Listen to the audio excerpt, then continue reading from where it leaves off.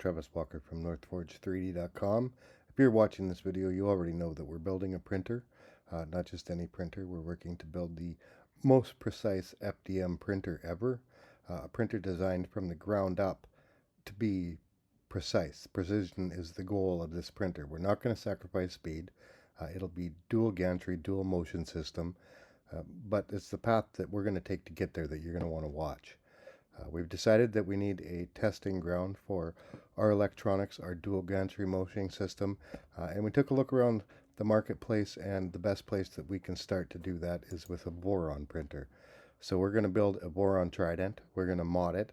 We're going to add a dual gantry. We're going to add some other modifications that make it fit our purposes. It'll still be a Voron, just a more modified Voron.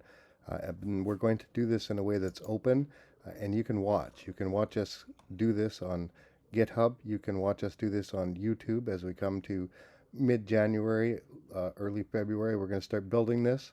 We're going to teach you step by step how to build a dual gantry motion system, a dual gantry Voron Trident.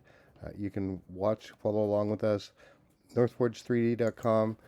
Scroll down, sign up for our vision document. You'll get a better idea what we're doing.